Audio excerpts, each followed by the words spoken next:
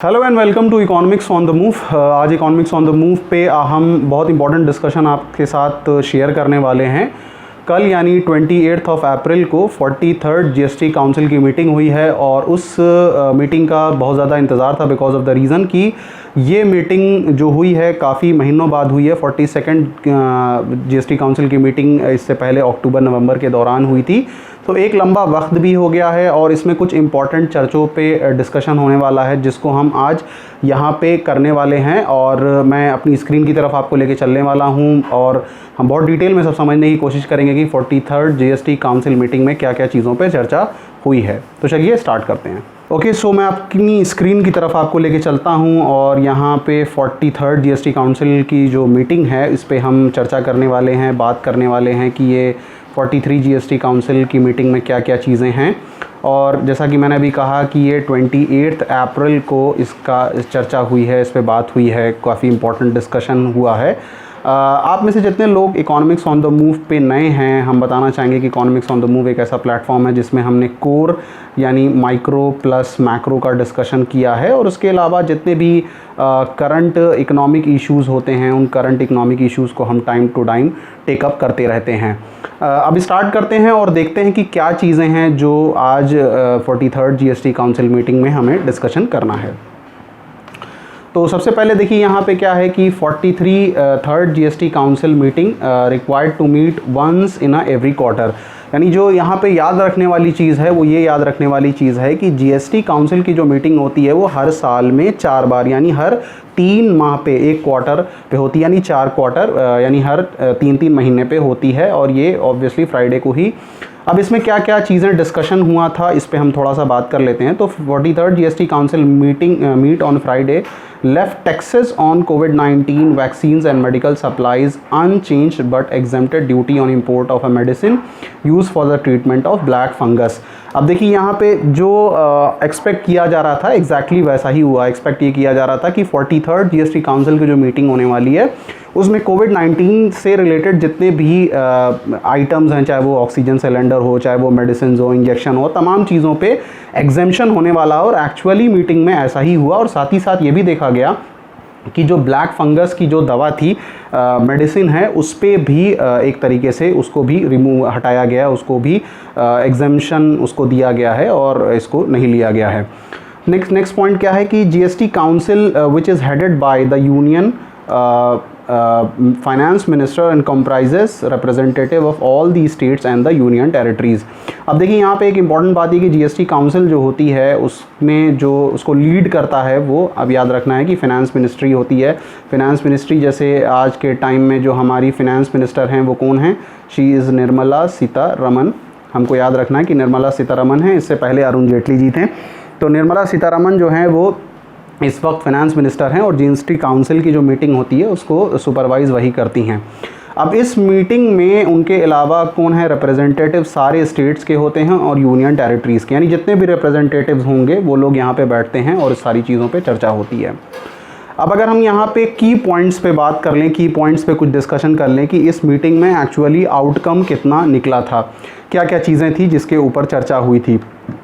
तो सबसे पहली बात क्या है कि the council has decided to exempt import of relief item is being extended till August 31, 2021। यानी ये जो एग्जेम्पशन दिया गया है ये जून जुलाई अगस्त 3 महीने का एग्जेम्पशन दिया गया है। यानी जो भी कोविड से रिलेटेड जो भी चीज़ें इंपोर्ट करनी है भारत के अंदर उन सारी चीज़ों पे एग्जेम्पशन दिया गया है। अब देखिए यहाँ पे अगर जीएसटी लगा दिया जाएगा तो उसका चार्जेस इंक्रीज़ हो जाएगा और फाइनल कंज्यूमर को वही दवाएँ, वही इंजेक्शन और वही सारी चीज़ें जो हैं महंगी पड़ने लगेंगी। अब यहाँ पे जैसे मैं बात कर रहा था कि जो ब्लैक फंगस की जो मेडिसिन है एम्फोटेरेसियन बी, इसको भी यहाँ पे एग्जेम्प्ट किया गया है। एम्फोटेरेसियन बी याद रखने की चीज़ है कि this is a medicine which is use for the treatment of black fungus, जिसको अब एक प्रॉब्लम, एक नेशनल इमरजेंसी के तौर पे लिया गया है, जिसको एक बड़ी आपदा बताई जा रही है। तो इसकी भी जो दवा है उसको भी एग्जेम्प्ट किया गया है। उसके बाद नेक्स्ट पॉइंट क्या है? Import of Covid related relief items. अब देखिए यहाँ पे बहुत इंपॉर्टेंट बात है कि अगर रिलीफ आइटम को इंपोर्ट किया जा रहा है, इवन इफ परचेज और डोनेटेड टू अ गवर्नमेंट और to relief agency upon the recommendation of state authority to be exempted from IGST till August 31। यानी अगर कोई कोविड से रिलेटेड आइटम जो है उसको मंगाया जा रहा है, चाहे सरकार को डोनेट करने के लिए, चाहे किसी रिलीफ एजेंसी को डोनेट करने के लिए किसी स्टेट अथॉरिटी की रिकमेंडेशन पे, तो उसको भी एग्जेम्प्ट किया जाएगा, उसको भी इस चार्जेस से बाहर रखा जाएगा। अगले भी कुछ इंपॉर्टेंट बात है, वो क्या है कि पैनल ने ये डिसाइड किया है कि सेंटर जो है वो तकरीबन 1.58 लाख करोड़ बोरो करेगा और स्टेट्स को पास ऑन करेगा। क्यों पास ऑन करेगा? क्योंकि जीएसटी से जो उनके रेवेन्यू में शॉर्टफॉल आया है, जो प्रॉब्लम आई है, उन प्रॉब्लम्स को स्टेट कोप अप कर ले, यानी सेंटर एक तरीके से स्टेट्स को एक तरीके से हम कह सकते हैं कि पैसा डोनेट करेगा, पैसा स्पॉन्सर करेगा। A special session of the council will be held soon to consider extending the 5-year GST shortfall compensation period to state beyond 2022।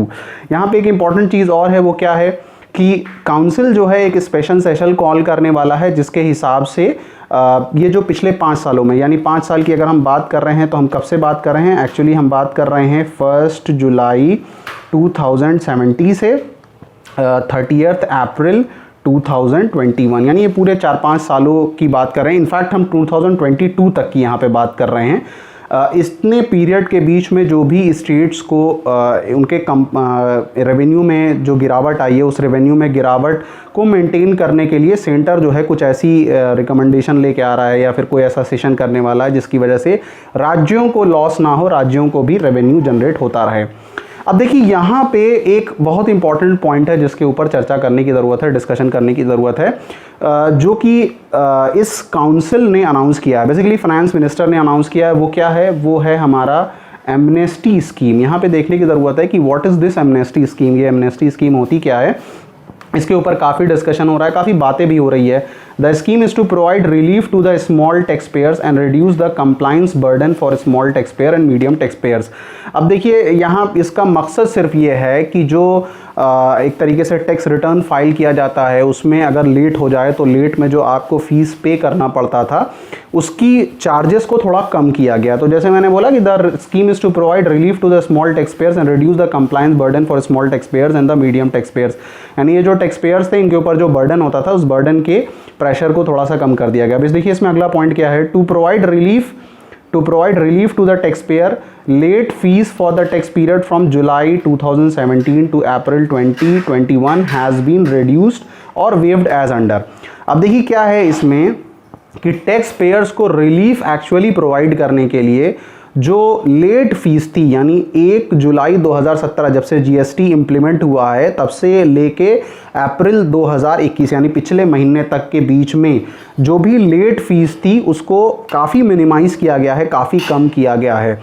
अब देखिए क्या होता था कि डेली बेसिस पे तकरीबन 20 रुपीज़ के चार्ज के अराउंड चार्ज लगा करता था, लेकिन उसको काफ़ी कम कर लिया गया है।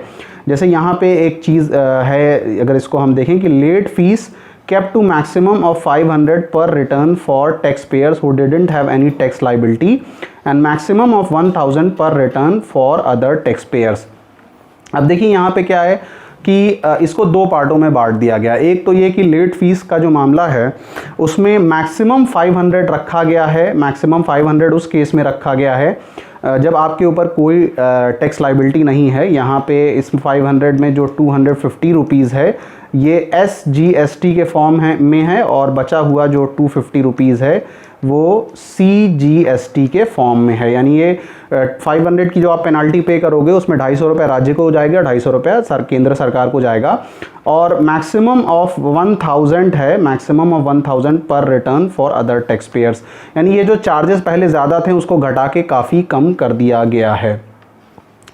तो so that was all about from this very discussion of 43rd GST council meeting, जिस पे हमने चर्चा किया और कुछ इम्पॉर्टेंट चीज़ों पे बात किया कि कौन सी चीज़ें किस किस तरीके से डिसीजन लिया गया है। हालांकि इसमें बहुत सारी चीज़ें हैं जो आने वाले 2-3 महीने बाद और फर्दर उसको एक्सप्लोर किया जाएगा, उसको ठीक किया जाएगा और आने वाले टाइम में बहुत सारे चेंजेस हैं जो पॉसिबल हैं कि इसमें लिए जा सकते हैं। So that was all about from this very session. हम एक नए तरीके से वीडियो को शूट करने की कोशिश कर रहे हैं। आपको हमारा वीडियो कैसा लग रहा है आप ज़रूर अपने कमेंट बॉक्स में अपना रिप्लाई दीजिएगा। आप हमें social media platform Facebook, Twitter, Instagram पे भी फॉलो कर सकते हैं। So stay blessed guys and keep on watching economics on the move. Thank you.